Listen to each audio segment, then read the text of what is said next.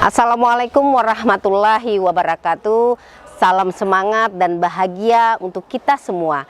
Perkenalkan, nama saya Ayu Herlina Rustam, Kepala SMA Negeri 1 Pengaron, Kabupaten Banjar, Provinsi Kalimantan Selatan. Komunitas belajar merupakan wadah bagi tenaga pendidik dan tenaga kependidikan untuk melakukan proses refleksi, belajar dan berbagi bersama, berkolaborasi antar rekan sejawat. Pada kesempatan ini dengan bangga saya memperkenalkan komunitas belajar selaras yang telah dikembangkan di SMA Negeri 1 Pengaron. Komunitas ini lahir dari semangat untuk menciptakan perubahan positif dalam proses pembelajaran baik bagi peserta didik maupun para pendidik.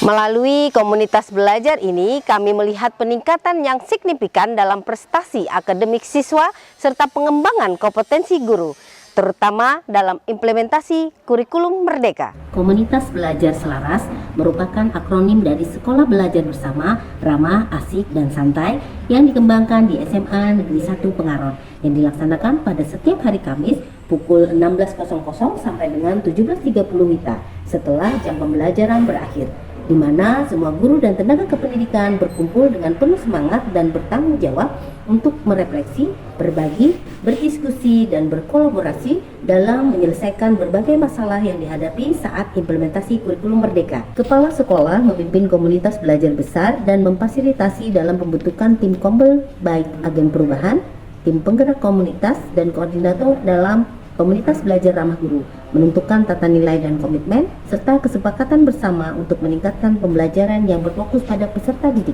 Sekolah juga berperan aktif dalam memimpin, menganalisis bersama, serta mereview hasil rapat pendidikan untuk mengidentifikasi akar permasalahan yang terjadi dan menjadi prioritas perbaikan dalam pembelajaran. Pada pertemuan kali ini, komunitas belajar selaras seluruh warga sekolah berkumpul saling berdiskusi membahas tentang topik-topik utama yang akan dijadwalkan dalam Kombel Selaras.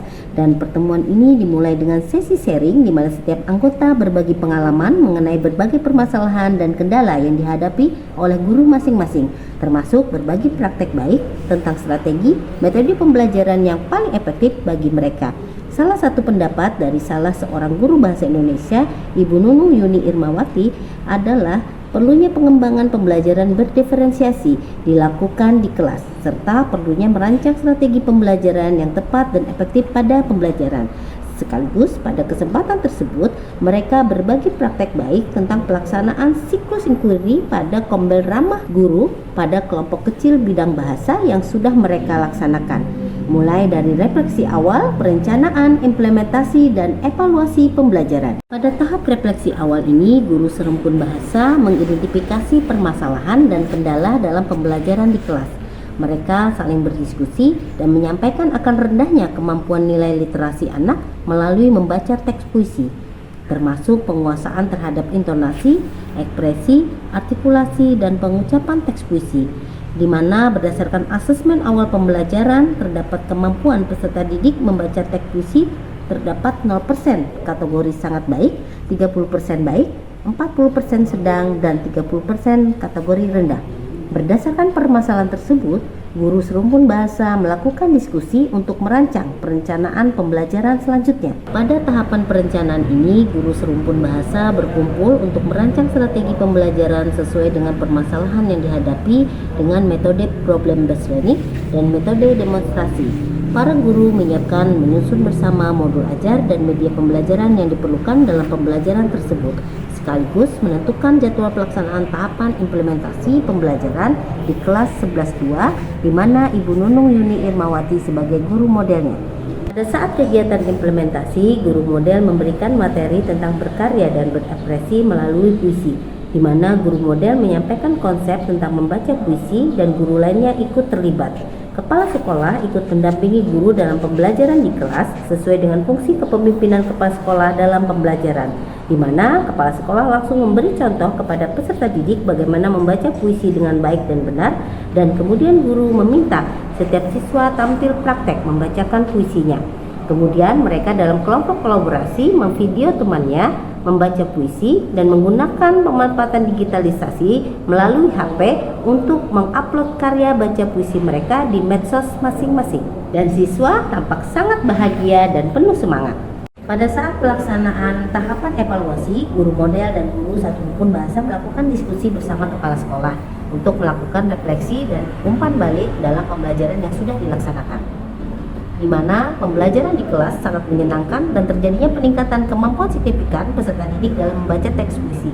Dari asesmen pembelajaran, hampir semua siswa sudah mampu membaca puisi, di antaranya yaitu 50% sudah sangat baik, 25% kategori baik, 10% sedang, dan hanya 5% yang masih kurang. Hal ini tentu saja membawa kemajuan luar biasa bagi kemampuan potensi literasi peserta didik. Salah satu siswi di kelas 11-2 bernama Risma berhasil meraih juara 1 membaca puisi pada FLS 2N pada tingkat kabupaten dan juara 2 pada tingkat provinsi.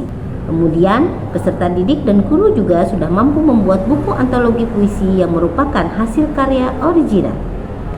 Setelah sesi sharing, masing-masing guru pada kelompok kecil baik bidang IPA, IPS, matematika, bahasa, praktek umum, dan tenaga administrasi sekolah berkumpul untuk mendiskusikan kembali rencana siklus inquiry selanjutnya, di mana mereka juga mengirimkan hasil dokumen laporan dan dokumentasi kegiatan setiap tahapan siklus inquiry pada website manajerial aplikasi SID yang dibagikan dengan QR Code yang sudah dirancang oleh kepala sekolah untuk memudahkan pemantauan dan pelaksanaan siklus inquiry sehingga berjalan efektif dan digitalisasi. Pemantauan dapat dilakukan di mana saja dan kapan saja. Selain itu, aplikasi ini juga memudahkan bagi guru untuk merekap semua proses kegiatan komunitas belajar ramah guru. Di akhir pertemuan, kami berkumpul kembali untuk merangkum hasil diskusi. Kepala sekolah juga menyampaikan adanya hasil peningkatan rapot pendidikan sekolah yang meningkat signifikan dari tahun sebelumnya, dan ditambah peningkatan kompetensi guru melalui peningkatan penggunaan PMM dan terselesaikannya aksi nyata pada pelatihan mandiri. Sekarang kami yakin bahwa keberadaan komunitas belajar dalam sekolah sangat membawa dampak perubahan positif bagi kemajuan sekolah. Dengan kolaborasi dan berbagi ilmu adalah kunci untuk terus berkembang dan mencapai tujuan pendidikan yang lebih baik. Komunitas belajar ramah guru Selaras.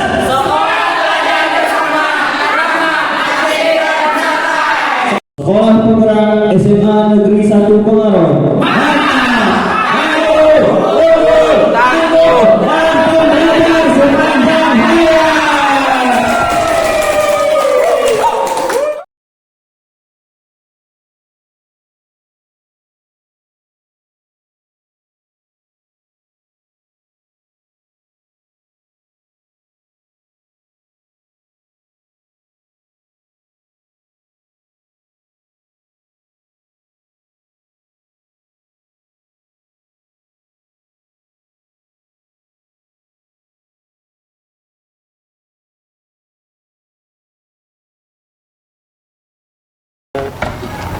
Demikian gambaran aktivitas komunitas belajar selaras di SMA Negeri 1 Pengaron. Semoga video ini dapat menginspirasi sekolah lain untuk mengembangkan komunitas belajar serupa. Mari kita bersama-sama menciptakan lingkungan pendidikan yang lebih baik dan berkualitas.